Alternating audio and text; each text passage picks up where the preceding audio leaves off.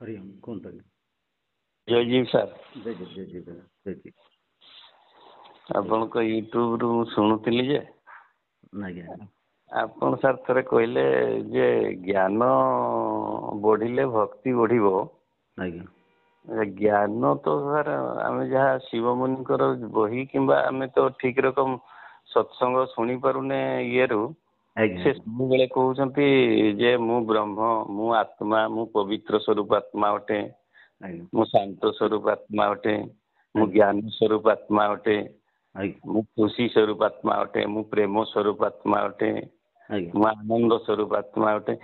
ଏଇଠି ସାର୍ ଭକ୍ତି ଆସିଯାଉଛି। ଭକ୍ତି ଯୋଗ ବାଲା କହୁଛନ୍ତି ଆଜ୍ଞା ତୁମେ ହିଁ ପିତା, ତୁମେ ହିଁ ମାତା, ତୁମେ ହିଁ ବ୍ରହ୍ମ, ଆଜ୍ଞା ତୁମେ ମତେ ଅହିଂସାରୁ ପାର କର, ମୁକ୍ତ କର।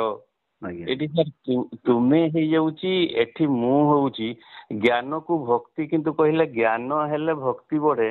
ଆଜ୍ଞା ଏଇଟା ସାର୍ କେମିତି ଟିକେ ମୁଁ ଜାଣିପାରୁନି।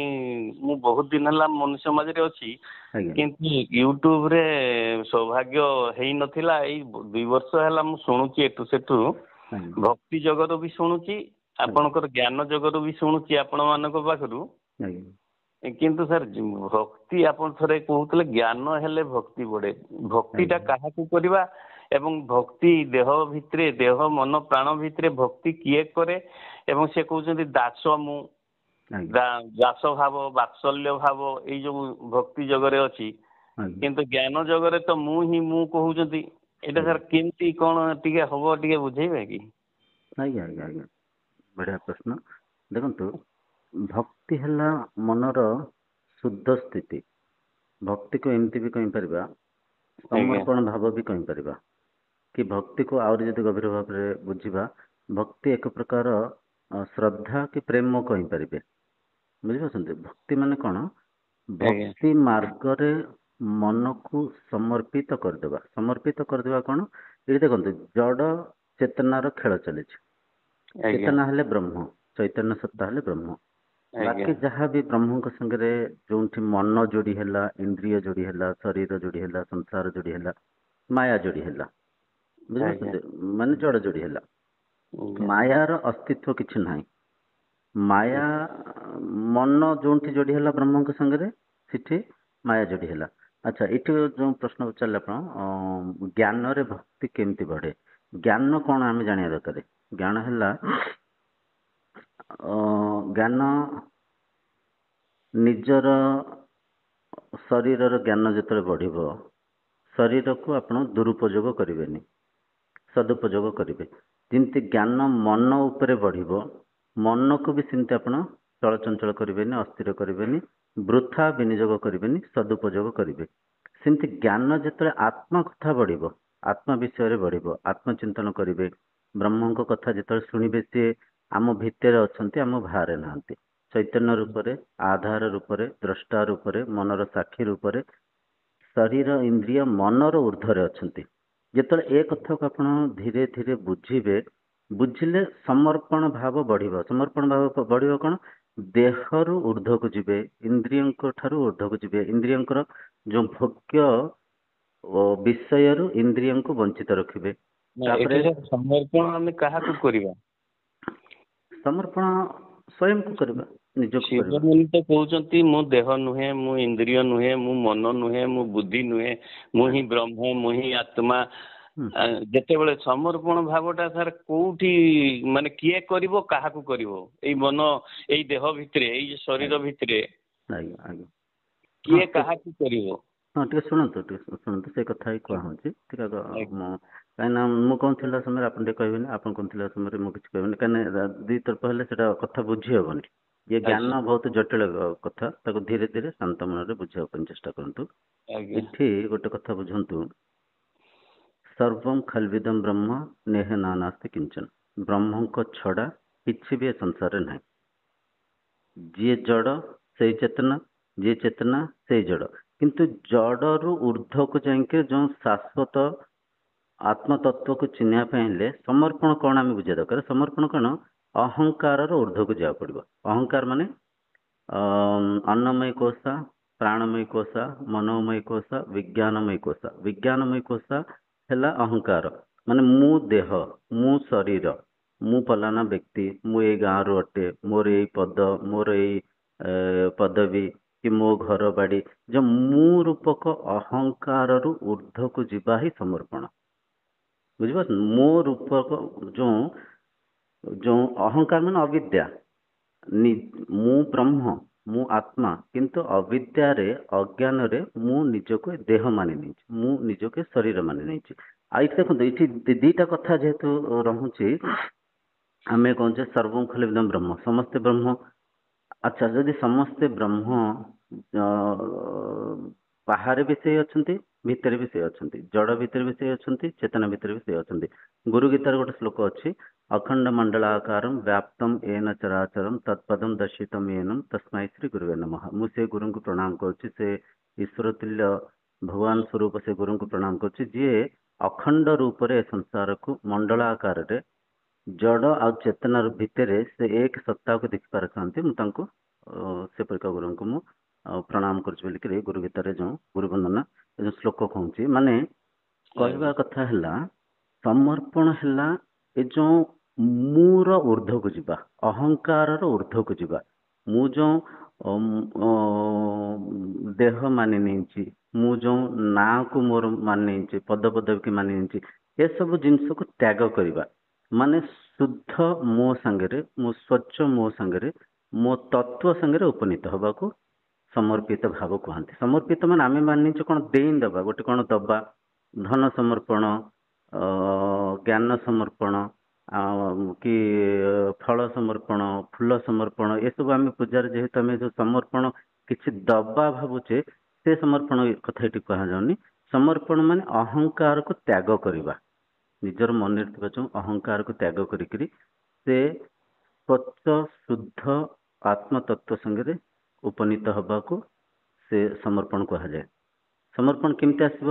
ଭକ୍ତି ଭାବରେ। ଭକ୍ତି ମାନେ କ'ଣ? ଶୁଦ୍ଧ ସ୍ଥିତିରେ ଯେଉଁ ମନରେ ଯେଉଁ ଦ୍ୱୈତ ରୂପ ଅଛି, ଯେଉଁ ମନରେ ଯେଉଁ ମୋର ରୂପକ ଅହଙ୍କାର ଅଛି, କି ମନରେ ଯେଉଁ ମୁଁ ରୂପକ ମିଥ୍ୟା ବିଚାର ଅଛି, ଏସବୁ ଜିନିଷରୁ ଊର୍ଦ୍ଧ୍ୱକୁ ଯିବା ହିଁ ସମର୍ପଣ କୁହନ୍ତି। ତ ମୁଁ ବ୍ରହ୍ମ, ମୁଁ ଶୁଣିଲି ଠିକ ଅଛି, କିନ୍ତୁ ମୁଁ ତାକୁ ଅନୁଭବ କରିବା ଯାଏ ମନ ଇନ୍ଦ୍ରିୟକୁ ସଂଯମିତ କରିକିରି ମୋ ସାଙ୍ଗରେ ମୋତେ ଉପନୀତ ହେବା ପାଇଁ ଭକ୍ତି ଭାବରେ, ସମର୍ପିତ ଭାବରେ, ଏକାଗ୍ର ଚିତ୍ତରେ ଅନ୍ତର୍ଯାତ୍ରା କରିବାର ଆବଶ୍ୟକ ଅଛି। କୁହନ୍ତୁ ଏବେ କ'ଣ କହିବା ପାଇଁ? ଭକ୍ତିଟା କୌଣସି ନିର୍ଦ୍ଦିଷ୍ଟ ମନଟା କୋଉଠି ରଖିକିରି ଭକ୍ତିଟା ସେମିତି କିଛି ନାହିଁ। କେବଳ ଏଇ ଶରୀର, ଇନ୍ଦ୍ରିୟ, ବୁଦ୍ଧି ଏଇଗୁଡାକୁ କାଟିଲେ ଯାଇକି ସାଂସାରିକ ବସ୍ତୁକୁ ସେଇଟା ସାର୍ ଭକ୍ତି। ଠିକ କଲେ ସେଇଆ ହିଁ ଭକ୍ତି। ସାର୍ ଶ୍ରଦ୍ଧା ଯୋଉ ଅଛି ସେଇଟା ସାର୍ କୋଉ ଜାଗାରେ? ଶ୍ରଦ୍ଧା ହେଲା ବିଶ୍ୱାସ ରଖିବା, ଗୁରୁଙ୍କ ବାଣୀରେ ବିଶ୍ୱାସ ରଖିବା, ଶାସ୍ତ୍ରକୁ ପଢୁଥିବା ସମୟରେ ତାପରେ ଶ୍ରଦ୍ଧା ରଖିବା, ଗୁରୁ ଯାହା କହୁଛନ୍ତି ସାଧନା ତାକୁ ବିଶ୍ୱସ୍ତ ହେଇକି ତାକୁ ମାନିବା, ଏ ଶ୍ରଦ୍ଧା। ଆଜ୍ଞା, କୁହନ୍ତୁ ଆଉ କ'ଣ ଅଛି? ଆଉ ଏଠି ଆପଣ ଯେଉଁ ଷ୍ଟାଣ୍ଡ ପଏଣ୍ଟ ପଚାରୁଛନ୍ତି ମୁଁ ବୁଝିପାରୁଛି। କହିବାର ତାତ୍ପର୍ଯ୍ୟ, ଅନେକ ଲୋକ ଏ ଆଧ୍ୟାତ୍ମିକତାକୁ ଦ୍ୱୈତ ରୂପରେ ମାନିଛନ୍ତି। ଦ୍ୱୈତ ରୂପ ମାନେ କିଏ ଠାକୁର ବାହାରେ ଅଛନ୍ତି, କିଏ କୋଉଠୁ ଆସିକି ଆମକୁ ବର ଦେବେ, କିଏ କୋଉଠୁ ଆସିକି ଆମକୁ ଉଦ୍ଧାର କରିବେ, ମୁକ୍ତି କରିବେ, ଏ ଭାବରେ ଆମେ ଦ୍ୱୈତ ରୂପରେ ନିଜଠୁ ଭିନ୍ନ ରୂପରେ ଆଉ କୋଉଠି ତାଙ୍କୁ ମାନିଥିବାରୁ ଆମେ ସତ୍ୟକୁ ଚିହ୍ନି ପାରୁନେ, ଅନ୍ତର୍ଯାତ୍ରା କରିପାରୁନେ, ସମର୍ପଣ ଭାବ ଆସୁନି। ସମର୍ପଣ ମାନେ ଏଠି ଦକ୍ଷିଣା ସମର୍ପଣ କରିବା, ଭୋଗ ସମର୍ପଣ କରିବା, ଫୁଲ ସମର୍ପଣ କରିବା, ଭୌତିକ ବସ୍ତୁ ସମର୍ପଣ କରିବା, ଏ ବିଧିରେ ଏ ବିଧାନରେ ଯେହେତୁ ଆମେ ଆଜିର ଭୌତିକ ପୂଜା ଆଦି କାର୍ଯ୍ୟକ୍ରମ କରୁଛେ, ଆମେ ଅନ୍ତର୍ଯାତ୍ରା କରିପାରୁନେ, ସେ ଆତ୍ମତତ୍ଵକୁ ଚିହ୍ନିବା ପାଇଁ ପ୍ରୟାସ ବି କରିପାରୁନେ। ଏ ଆପଣ ପଚାରିବା ପାଇଁ ଚାହୁଁଥିଲେ ବୋଧେ? ଆଜ୍ଞା, ମୁଁ ସାର୍ ମାନେ ଠିକ ସତ୍ସଙ୍ଗ ଗୁଡାକ ଆମ ମୁନି ସମାଜର ହେଇପାରୁନି, କିନ୍ତୁ ଏଇ ଯୋଉ ଭକ୍ତି ଯୋଗର ପ୍ରେମାନନ୍ଦ ବାବାଙ୍କର ଶୁଣିଲି, ଗୃହସ୍ଥ ସନ୍ନ୍ୟାସୀ ଯିଏ, ସିଏ ଯଦି ଅଷ୍ଟାଙ୍ଗ ଯୋଗ ଆମର ସାର୍ ଶିକାର କରାହଉଛି, କିନ୍ତୁ ମନ ତ ଅଷ୍ଟାଙ୍ଗ ଯୋଗରେ ରହୁନି। ସେ କହୁଛନ୍ତି ବାର ବାର ନିରନ୍ତର ଯଦି ଜପ କରିବ, ଆମର ସେ ଗୁରୁ ଦତ୍ତ ହେଇଥିବ, ଗୁରୁ ପ୍ରଦତ୍ତ। ଏବଂ ସାର୍ ଆମର ଅଛି ଶିବହମ ଯୋଉ ନାମ ଜପଟା, ସେ ନାମ ଜପଟା ସାର୍ ନିରନ୍ତର କଲେ କ'ଣ ମନଟା ଦେହ ଭାବରୁ ଛାଡିକିରି ପହଞ୍ଚିଯିବ ଫାଙ୍କାକୁ? ନାଇଁ ନାଇଁ, ନାମ ଜପ ପ୍ରାଥମିକ ଦଶାରେ କରାଯାଏ। ନାମ ସାଙ୍ଗେ ସାଙ୍ଗେ ନାମୀଙ୍କୁ ଚିହ୍ନିବା ପାଇଁ ନାମର ଉର୍ଦ୍ଧ୍ୱକୁ ଯିବାକୁ ପଡିବ। ସର୍ବପ୍ରଥମେ ନାମ ଜପ କଲେ, ନାମ ଜପ ପରେ ଅଜପା ଜପ, ଯୋଉଟା କି ନିଃଶ୍ୱାସକୁ ଦେଖିବାର ବିଧି ଅଛି, ଯାହାକୁ ଆପଣ ପ୍ରାଣାୟାମ ଆଜ୍ଞା ଆଜ୍ଞା ନା ହଁ ପ୍ରାଣାୟାମ କହିପାରିବେ, କ୍ରିୟା ଯୋଗ କହିପାରିବେ ସେଟାକୁ। ମାନେ ନିଶ୍ୱାସ ହେଲା, ନିଶ୍ୱାସର କୌଣସି ଆକାର ଆକୃତି ନାହିଁ, ଚିହ୍ନ ବର୍ଣ୍ଣ ନାହିଁ, କୌଣସି ସ୍ୱରୂପ ନାହିଁ। ସିଏ ଆଜ୍ଞା। ନାମଠୁ ଆଉ ଟିକେ ସୂକ୍ଷ୍ମ ସାଧନା ସେଇଟା। ସେ ସୂକ୍ଷ୍ମ ସାଧନାର ଆଉ ଟିକେ ଅନ୍ତର୍ଯାତ୍ରା କରିବେ, ହୃଦୟ ସ୍ପନ୍ଦନକୁ ଶୁଣିବେ, ବ୍ରହ୍ମଧ୍ୱନିକୁ ଶୁଣିବେ। ସମୟ ଆସିବ ଧୀରେ ଧୀରେ ଏ ଧ୍ୱନି ସବୁ ସ୍ଥଗିତ ହେଇଯିବ, ଧ୍ୟାନ ଗଠିତ ହବ। ତ ନାମ ସାଙ୍ଗରେ ହିଁ ଯଦି ବାନ୍ଧି ହେଇକି ରହିବେ, ନାମୀକୁ କେମିତି ଚିହ୍ନିବେ? ନାମର ଉର୍ଦ୍ଧ୍ୱକୁ ଯିବାର ନିହାତି ଆବଶ୍ୟକ ଅଛି। ନାମର ଉର୍ଦ୍ଧ୍ୱ ସାର୍ କଣଟା କହିଲେ? ଆପଣ ଯୋଉ କହୁଥିଲେ ପ୍ରାଣାୟାମ କୁହନ୍ତୁ କି କ୍ରିୟା ପ୍ରାଣାୟାମ ଟା। ଯୋଗ କୁହନ୍ତୁ, ସେ ଯୋଉ ଦ୍ୱିତୀୟ ସାଧନା, ସେ ତୃତୀୟ ସାଧନା ପ୍ରାଣାୟାମ ଅନ୍ତର୍ଧ୍ୱନିକୁ ଶୁଣିବା, ବ୍ରହ୍ମଧ୍ୱନିକୁ ଶୁଣିବା। ପ୍ରାଣାୟାମ ସାଙ୍ଗରେ ସାର୍ ଯୋଉ ଜପଟା ମାନସିକ ଭାବରେ ମନ, ସେଇ ଯୋଉ ପୂରକ ରେଚକ ସାଙ୍ଗରେ ରହିବ କି? ଦେଖନ୍ତୁ, ପ୍ରାଣାୟାମକୁ ଦି ପ୍ରକାର କରିପାରିବେ। ଦି ପ୍ରକାର କରିବାର ତାତ୍ପର୍ଯ୍ୟ, ପ୍ରଥମ ହେଲା ଯେତେବେଳେ ମନ ଅଧିକ ଅସ୍ଥିର ଥାଏ, ଅଧିକ ଚଞ୍ଚଳ ଥାଏ, ସେ ମନକୁ ନିୟନ୍ତ୍ରିତ କରିବା ପାଇଁ ପୂରକ ରେଚକ କୁମ୍ଭକ କରିବାକୁ ପଡେ। ବୁଝିପାରୁଛନ୍ତି? ଆଜ୍ଞା। ତାପରେ ଯେତେବେଳେ ମନ ଶାନ୍ତ ହୁଏ, କିଛି କରିବାକୁ ପଡେନି, ଶାନ୍ତ ହେଇକି ବସିକି ତାକୁ ଦେଖିବାକୁ ପଡେ। କିନ୍ତୁ ପ୍ରାଥମିକ ଦଶାରେ ଆପଣ ଯଦି ବସିଥିବେ, ଆପଣ କଥା ବି ମୁଁ ଭାବୁଛି ଅନୁଭବ କରିଥିବେ, ଆପଣ ବସିଛନ୍ତି ଧ୍ୟାନ କରିବା ପାଇଁ, କିଛି ସମୟ ବସିଲା ପରେ ଦେଖିବେ ମନରେ ଗୋଟେ ବିଚାର ଆସିବ, ହାତ ଧଉଥିଲି ସେଠି ମୋବାଇଲଟା ଛାଡ଼ି ଦେଇକି ଆସିଛି, କି ଧ୍ୟାନ କଲା ପରେ ଏଠିକି ଯିବାର ଅଛି, କି ସନ୍ଧ୍ୟାରେ ସେ ହଉଛି। ବୁଝିପାରୁଛନ୍ତି? ଇଏ ସବୁ ଯେହେତୁ ହଇ, ପ୍ରାଥମିକ ଦଶାରେ ମନକୁ ଟିକେ ଚାପ ପକେଇବାର ଆବଶ୍ୟକ ଅଛି। ମନକୁ ଟିକେ ଯେମିତି ଭାବି ନିଅନ୍ତୁ, ମନ ଗୋଟେ ଘୋଡା ପରିକା। ବୁଝିପାରୁଛନ୍ତି?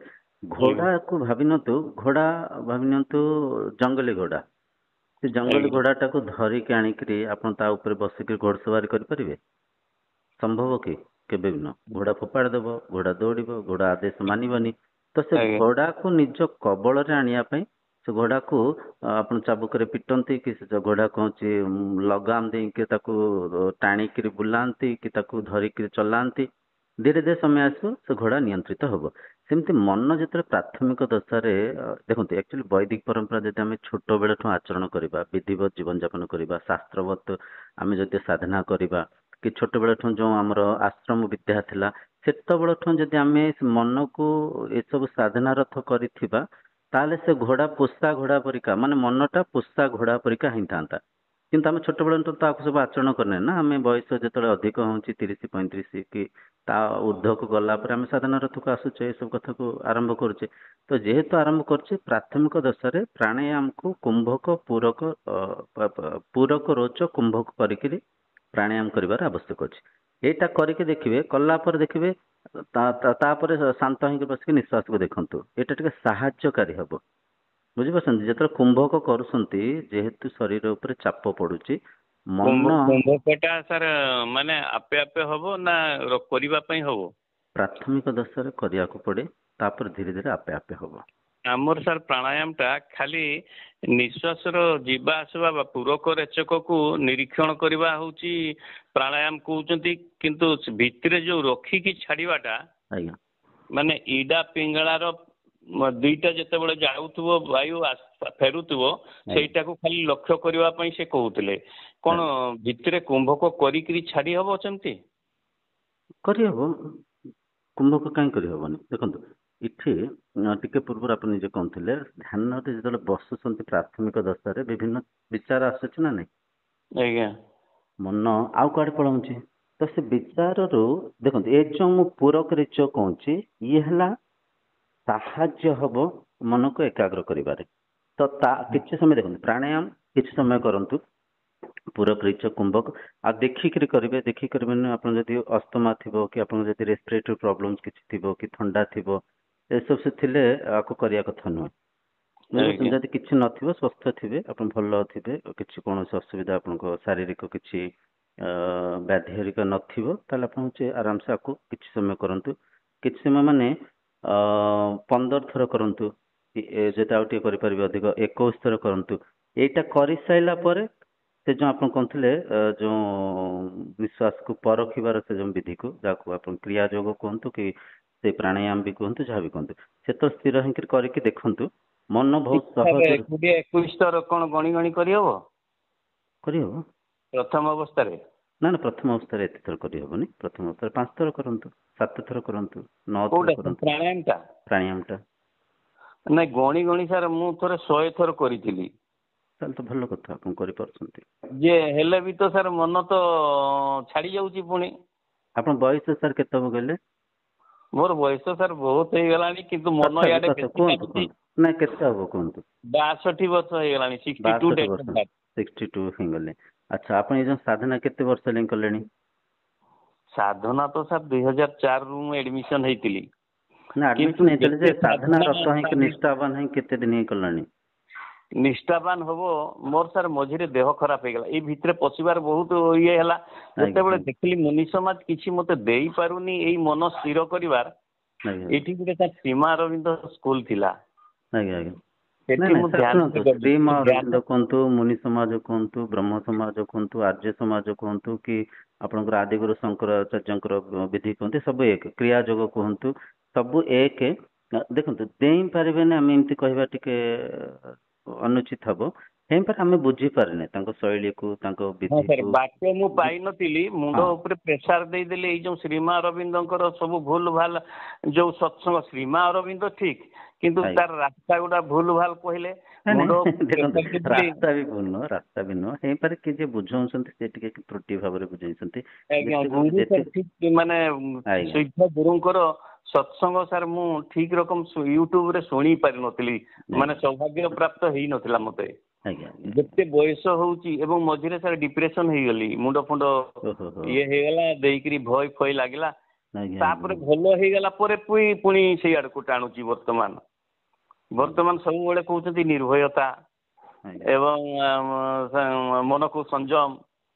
ଦେଖନ୍ତୁ ଆପଣ ସାର୍, ଦେଖନ୍ତୁ ସକାଳେ ଏ ଯୋଉ ପ୍ରାଣାୟାମ କଥା, ଆମେ ଯୋଉ ପୁରକ୍ରିଚ କୁମ୍ଭ କଥା କହିଲେ, ଏଇଟା କେବଳ ଥରେ କରନ୍ତୁ ସକାଳିଆ।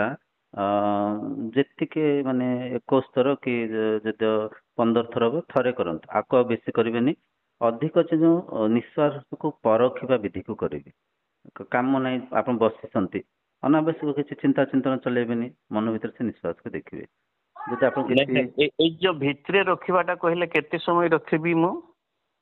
ଯେତିକି ଆପଣଙ୍କୁ ରଖିବା ସହଜ ହେଇପାରିବ, ବେଶୀ ଯେମିତି ଚାପ ପଡିବନି, ବେଶୀ ସମୟ ରୋକିବା ପାଇଁ ମାନେ 30 ସେକେଣ୍ଡ ହେଇପାରେ, ଯାହା ବି ହେଇପାରେ। ଯାହା ବି ହେଇପାରେ, କିନ୍ତୁ ସେଟା ଏକ୍ଜାକ୍ଟଲି ତାର କିଛି ଟାଇମ ନାହିଁ ଯେ ଏତିକି ସମୟ ରୋକିବେ। ସେଟା ଶରୀରକୁ ନେଇକରି, ତାଙ୍କ କେପାବିଲିଟିକୁ ନେଇକରି ସବୁ ଏ ସବୁ ଭ୍ୟାରି କରେ। ତେଣୁକରି ଆପଣ ଯେତିକି ସମୟ ରୋକି ପାରୁଛନ୍ତି, ବେଶୀ ଚାପ ଦେବେନି। ବୟସ ବହୁତ ହେଲେ ଆପଣଙ୍କୁ ଏତିକି କଥା ମନେ ରଖନ୍ତୁ, ଯେତେବେଳେ ଶରୀର ଉପରେ ଚାପ ପଡୁଛି, ଶରୀର ଆଉ ସେ ବିଚାରର ବେଗରେ ଭାସି ଯାଉନି, ଶରୀର ସ୍ଥିର, ମାନେ ମନ ଅସ୍ଥିର ହଉଛି, ମନ ସେ ଶରୀର ସାଙ୍ଗରେ ଏକ ହେଇଯାଉଛି। ତ କିଛି ସମୟ ଆକୁ କରନ୍ତୁ, ସକାଳିଆ କେବଳ କରିବେ, ଗୋଟେ ଥର କରିବେ। ବାକି ସେ ଯୋଉ କ୍ରିୟା ଯୋଗ କରନ୍ତୁ, ସେ ଦେଖିବାକୁ, ସେ ନିଶ୍ୱାସକୁ ଦେଖିବାର ସେ ବିଧିକୁ କରନ୍ତୁ। ମନ ଭିତରେ ଗଣି ପାରିବି ତ? ଗଣନ୍ତୁ, ଗଣି ପାରିବେ, କିଛି ଅସୁବିଧା ନାହିଁ। ଥରେ କରିବେ, ସକାଳିଆ କରିବେ, ବାକି ସବୁ ସ୍ଥିର ହେଇକି ବସିକି ସେ ନିଶ୍ୱାସକୁ ଦେଖନ୍ତୁ। ମୁଁ ସକାଳିଆ କରେ 4ଟା 4:30 ପରେ ପରେ ଉଠେ, ଅଷ୍ଟାଙ୍ଗ ଯୋଗ ଆମର ଅଛି ଚକ୍ର ଭେଦନ କ୍ରିୟାରେ। ତାପରେ ସାର୍ ପ୍ରାଣାୟାମ ଅଛି, ସେ ପ୍ରାଣାୟାମ ଟା ତାହେଲେ ସାର୍ ସେଇ 21 ଥର କରିକି ଛାଡ଼ିଦେବି? 21 ଥର ଛାଡ଼ିଦେବେ, ତାପରେ ସ୍ଥିର ହେଇକି ବସିକି ସେ ନିଶ୍ୱାସକୁ ଦେଖିବେ। ଆଜ୍ଞା। ଆଉ ସମୟ ସାର୍ ଲାଗିବ, ଟିକେ ଧୈର୍ଯ୍ୟ ରଖିବେ। ଆଉ ସାଧନାକୁ ରୁଚିକର ହେଇକିରି କରିବେ। ଆଉ ସାଧନାକୁ ସାର୍ ମାପିବେନି ମାନେ କାଲି ମୁଁ ଅଧିକ ସମୟ କରିଥିଲି, ଆଜି କମ ସମୟ ହେଲା, ଏମିତି ଚଞ୍ଚଳ ହେବେନି, ଅସ୍ଥିର ହେବେନି, ଖୁସି ହେବେ। ସାଧନା କଲା ପରେ ଖୁସି ହେବେ। ଆଚ୍ଛା ସାର୍, ନାମ ଜପରେ କିଛି ପ୍ରଭାବ ଅଛି କି? ନିଶ୍ଚୟ ନାମ ଜପରେ ସାର୍ ପ୍ରଭାବ ଅଛି, ନାହିଁ କେମିତି କହିବା। ନାମ ଜପରେ ପ୍ରଭାବ ଅଛି ମାନେ କ'ଣ? ମନ୍ତ୍ର ମନକୁ ଅନ୍ତର୍ମୁଖୀ କରେ, ମନ୍ତ୍ର ମନକୁ ବିଚାରର ବେଗରୁ ମୁକ୍ତ କରେ, ମନ୍ତ୍ର ମନକୁ ଏକାଗ୍ର କରେ। ଯେହେତୁ ଏକାଗ୍ର କରେ, ପ୍ରାଥମିକ ଦଶାରେ ଆମେ ଯଦି ଜଣେ ଶିଶୁକୁ କିଏ ଯିଏ ସାଧନାରତ ଥିବ, ପ୍ରାଥମିକ ଦଶାରେ ଥିବା ବ୍ୟକ୍ତିଙ୍କୁ ଆମେ କହିବା ନିଶ୍ୱାସକୁ ଦେଖିବା ପାଇଁ, ସେ ହସିବେ। ନିଶ୍ୱାସ ତ ଦେଖାଯାଏନି, ଦେଖିବା କେମିତି? ତାଙ୍କୁ କହିବା ମନରେ ଦେଖ, ମନରେ କେମିତି ଦେଖିବା ମନ କଣ ବୁଝିପାରୁଛନ୍ତି ଏସବୁ କଥା ଯେହେତୁ କହିବେ ତାଙ୍କୁ କୁହାଯାଏ ଓମ୍ ସ୍ମରଣ କରିବା ପାଇଁ ପ୍ରଣବ କରିବା ପାଇଁ ବୁଝିପାରୁଛନ୍ତି ନାମକୁ ମନ ଭିତରେ ସ୍ମରଣ କରିବା ପାଇଁ କିଛି ଦିନ ସ୍ମରଣ କଲା ପରେ ତାପରେ ଦ୍ୱିତୀୟ ସାଧନାକୁ ଏସବୁ ସୂକ୍ଷ୍ମ ସାଧନା ଆଡ଼କୁ ଯାଆନ୍ତି। ତ ନାମ ଜପର ନିଶ୍ଚୟ ପ୍ରଭାବ ଅଛି ନାଇଁ କହିପାରିବାନି। ପ୍ରଭାବ ମାନେ କଣ ଏକାଗ୍ର ହବ ମନ ଅନ୍ତର୍ମୁଖୀ ହବ ମନ୍ତ୍ର ମନକୁ ଅନ୍ତର୍ମୁଖୀ କରେ ମନ୍ତ୍ର ମନକୁ ଏକାଗ୍ର କରେ ଭୌତିକ ବିଚାରର ବେଗରୁ ସ୍ଥିର କରେ। ଆଜ୍ଞା ଆଜ୍ଞା ସାର୍ କୁହନ୍ତୁ ଆଉ କଣ ଅଛି ପ୍ରଶ୍ନ? ଏଇ ଯେ ସାର୍ ମଣିଷ ଯେତେବେଳେ ଏଠୁ ଦେହ ଛାଡି ଦିଏ ୟା ସାଙ୍ଗରେ ସାର୍ ମାନେ ଏଇ ଯୋଉ ଜୀବାତ୍ମା ସାଙ୍ଗରେ ଆଉ କଣ କଣ ଯାଏ? ଦେଖନ୍ତୁ ଜୀବାତ୍ମା ହେଲା ମନ। ଜୀବାତ୍ମା ମନ ଆଜ୍ଞା ଏଠି ଯୋଉ ଆତ୍ମା କଥା ଆପଣ କହୁଛନ୍ତି ଆତ୍ମା ଏକ ମନର ସାର୍ ପଛପଟେ ପୁରା ସାକ୍ଷୀ ସ୍ୱରୂପ ସେ ଅଛନ୍ତି। ହଁ ବ୍ରହ୍ମ ଅଛନ୍ତି ସିଏ କୁଆଡେ ଯାଆନ୍ତିନି କି ସେ କୁଆଡେ ଆସନ୍ତିନି। ଜୀବାତ୍ମା ଯିଏ ସାର୍ ବ୍ରହ୍ମ ସିଏ ପରା। କଣ କହିଲେ? ଆତ୍ମା ଯିଏ ବ୍ରହ୍ମ ସିଏ ପରା। ହଁ ଦେଖନ୍ତୁ ଏଠି ଆତ୍ମା ଯିଏ ବ୍ରହ୍ମ ସେଇ ଜୀବ ସିଏ ଯିଏ ଜନ୍ମ ନଉଛି ଯାହାର ମୃତ୍ୟୁ ହଉଛି। ତ ଜନ୍ମ କିଏ ନଉଛି? ମନ ଜନ୍ମ ନଉଛି ଇନ୍ଦ୍ରିୟ ଜନ୍ମ ନଉଛନ୍ତି ଶରୀର ଜନ୍ମ ନଉଛନ୍ତି ମନର ମୃତ୍ୟୁ ହଉଛି ଇନ୍ଦ୍ରିୟଙ୍କର ମୃତ୍ୟୁ ହଉଛି ଶରୀରର ମୃତ୍ୟୁ ହଉଛି। ତ ଏ ମନ ହିଁ ଜୀବାତ୍ମା ବୁଝିପାରୁଛନ୍ତି। ମନର ଯୋଉ ସାକ୍ଷୀ କହିଲେ ଯାହାକୁ ଆପଣ ବ୍ରହ୍ମ କହୁଛନ୍ତି କି ମନର ସାକ୍ଷୀ କୁହନ୍ତୁ କି ଚୈତନ୍ୟ ସତ୍ତା କୁହନ୍ତୁ କନସିୟସନେସ୍ କୁହନ୍ତୁ ଏ ସବୁ ସିନୋନିୟମ୍ସ ସିଏ ହେଲେ ଏକ ଯିଏ ମୋ ଭିତରେ ସେଇ ଆପଣଙ୍କ ଭିତରେ ସେଇ ଗୋଟେ ପଶୁ ଭିତରେ ସେଇ ଗୋଟେ ପକ୍ଷୀ ଭିତରେ ସେଇ ଗୋଟେ ପିମ୍ପୁଡ଼ି ଭିତରେ ସେଇ ଗୋଟେ ହାତୀ ଭିତରେ ସମସ୍ତଙ୍କ ଭିତରେ ସେ ଏକ ଅଛନ୍ତି। ଆଉ ସିଏ ନା ଆସନ୍ତି ନା ସିଏ ଯାଆନ୍ତି ସିଏ ଅଛନ୍ତି ଆଉ ସିଏ ହିଁ ଆପଣ। ଏଠି ଟିକେ ସାର୍ ଏ କଥା ଟିକେ କନଫ୍ୟୁଜ ଭଳିଆ ଲାଗେ କାହିଁକିନା ମୁଁ ସମସ୍ତଙ୍କ ଭିତରେ କେମିତି ଅଛି ମୁଁ ତ ଆମେ ଯେହେତୁ ନିଜକୁ ଦେହ ମାନି ନେଇଛେ ଦେହର ରୋଗକୁ ଦେହର ପୀଡ଼ାକୁ ମନର ବ୍ୟଥାକୁ ଆମେ ସବୁ ମୁଁ ମାନି ନେଇଛେ ମୋର ମାନି ନେଇଛେ। ଆଉ ଏଇପରିକା ଯେହେତୁ ଏଇ ଶୈଳୀରେ ଆମେ ଛୋଟବେଳଠୁ ଦେଖି ଆସିଛେ ଆମେ ମୃତ୍ୟୁ ପରେ କୁଆଡେ ଯିବା କୋଉଠି ଯମପୁର ଅଛି କୋଉଠି ଚିତ୍ରଗୁପ୍ତ ବସିଛନ୍ତି ସେଠି ଲେଖା ଚୁକା ହବ କିଛି ଆମକୁ ଶାସ୍ତି ମିଳିବ ଏସବୁ ଗପ କାହାଣୀ ବି ଆମେ ଅନେକ ଶୁଣିଛେ। ତ ସେଇ ପରିକା ଯେହେତୁ ପରଖୁଛେ ଏସବୁ କଥା ଟିକେ କନଫ୍ୟୁଜ ଲାଗୁଥିବ ମୁଁ ସମସ୍ତଙ୍କ ଭିତରେ କେମିତି ଅଛି ମୁଁ ଏକ କେମିତି ମୁଁ ଏ ବ୍ରହ୍ମାଣ୍ଡକୁ ରଚନା କେମିତି କରିଛି ବହୁତ ଜଟିଳ କଥା ବହୁତ ଗଭୀର କଥା ଆକୁ ମନ ସ୍ୱୀକାର ବି କରିବା ପାଇଁ ମାନେନି କିନ୍ତୁ ଏଇଠି ଶ୍ରଦ୍ଧା ରଖିବା ଦରକାର ଏଇଠି ଶ୍ରଦ୍ଧା ରଖିବା ଦରକାର। ଆଉ ଏସବୁ ସାର ପ୍ରମାଣ ସ୍ୱରୂପରେ ଉପନିଷଦରେ ଲେଖା ହେଇଛି। ଉପନିଷଦ ପଢନ୍ତୁ ଉପନିଷଦ ବହି ଗୋଟେ ମଗେଇବେ ଗୀତା ପ୍ରେସ ଗୋରଖପୁର ଆପଣ ମଗେଇ ପାରିବେ ସେ ଉପନିଷଦ ପଢନ୍ତୁ। ଉପନିଷଦ ମୁଁ ପଢୁଛି ରାମସୁଖ ଦାସର ଓଡିଆ ଗୀତାଟା ସୁନ୍ଦର ସୁନ୍ଦର ସୁନ୍ଦର ବହୁତ ବଢିଆ ସେଇଟା ପଢୁଛି କିନ୍ତୁ ହଜମ କରି ହଉନି ଯେତେ କଥା ଆପଣ କହୁଛନ୍ତି ହଜମ କରି ହଉଛି କିନ୍ତୁ ଗୀତା ପଢିକି ହଜମ କରିବା ସାର୍ ବଡ କଷ୍ଟ ହେଇଯାଉଛି। କଣ ହଜମ କରିବନି କହିଲେ କଣ କରିବ ମାନେ ମେମୋରିରେ ରହୁନି ଆପଣ କଥା ଗୁଡା କହିଲେ ଯେତିକି ରହୁଛି ଆଜ୍ଞା ଆଜ୍ଞା ଆଜ୍ଞା କି ଗୋଟେ ଧର ସିଦ୍ଧ ଯୋଉ ଗୁରୁ ଜଣେ କି ସିଦ୍ଧ ବାବା ଜଣେ କହିଲେ ଯେତିକି ମନ ଭିତରେ ରହିଯାଉଛି ବା ମନ ଚିନ୍ତନ କଲେ ରହୁଛି କିନ୍ତୁ ଗୀତା ପଢିଲେ ସେତିକିଟା ଆସୁନି। ଆସିବ ସାର୍ ଟିକେ ଧୀରେ ଧୀରେ ଏକାଗ୍ରତା ଆଣନ୍ତୁ ଆଉ ସେ ଧ୍ୟାନ ହରିକା କରନ୍ତୁ। ଦେଖନ୍ତୁ ଯେତିକି ମନେ ରହିବ ଟିକେ ତ ତର୍ଜମା କରନ୍ତୁ ବୁଝିବା ପାଇଁ ଚେଷ୍ଟା କରନ୍ତୁ। ଆଉ ଯୋଉ କିଛି ଜଟିଳ ପ୍ରଶ୍ନ ଥିବ ଆପଣ ପଚାରିବେ ଆମେ କଥା ହେଇପାରିବା ଫୋନ ଅଛି ଫୋନ ମାଧ୍ୟମରେ ଆମେ କଥା ହେଇପାରିବା। ଆଜ୍ଞା ସାର୍ ମୁଁ 2-3 ଥର ଫୋନ କରିକି ତାପରେ ଧରିଲା ପରେ ଆପଣଙ୍କୁ ନାଇଁ ମୁଁ ଟିକେ ବ୍ୟସ୍ତ ଥିଲି ମୁଁ ଦେଖିଥିଲି ଆପଣ ଫୋନ କରିଥିଲେ ଟିକେ ବ୍ୟସ୍ତ ଥିଲି ଉଠେଇ ପାରିନଥିଲି। ଆଉ ଏ ସ୍ପିଚ ଟା ସାର୍ ଆମେ ଟିକେ ଅପଲୋଡ କରିଦେବା ବହୁତ ଲୋକଙ୍କ ପାଖରେ ପହଞ୍ଚିବ।